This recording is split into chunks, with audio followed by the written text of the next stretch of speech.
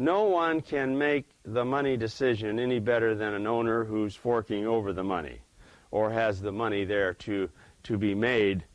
So a manager can't do that, or don't do it, or won't do it. They accomplish some wonderful things for a fee.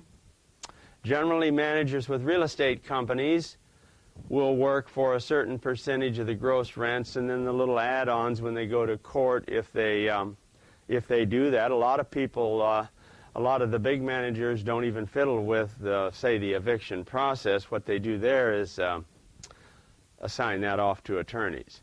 Now, for the small guy, all this can be very, very costly because, take for example here, assigning something to an attorney who you think, well, wham, bam, I got this situation done. But however, those guys are not in any hurry, I found. They do things from Friday, starting at 8 in the morning, and Friday at 4 they're all done. And they don't watch the days. Days, as we'll learn here, are sort of critical in this business, the count of the days when we have a situation where a tenant has to depart. And of course, eviction is probably the last resort I would use, the very, very, very last. I'm going to show you some techniques that beat the tar out of them as we go. I'm going to show you some things as we go along here that are really streetwise landlording moves to as good of approach as any. One of the things, let me just tell you this, there's a lot of stuff, books, but now let me tell you in my thinking. My thinking in landlording goes, I know pretty much what I want throughout, this business of renting to tenants.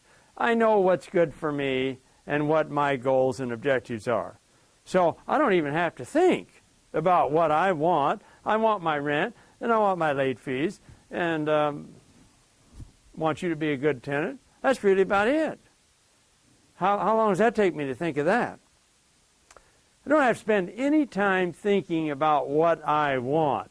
You know what I got to spend all my time thinking about is how I make you do those things I want in a way that I don't offend you.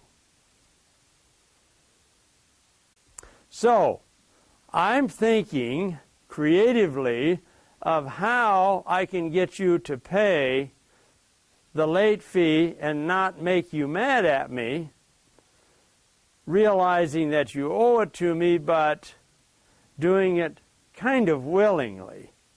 Now, you're on to something there with that. Already, if I said it like that, that might irritate a tenant. Now, right in this book is a version, though, of what you said. So a lot of times, depends on your market.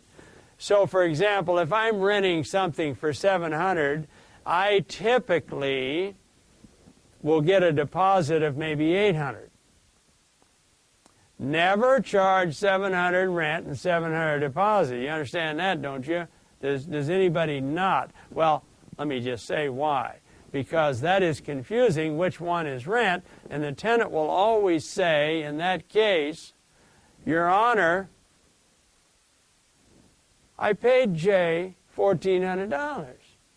And I say, yes, Your Honor, you see, but they don't understand.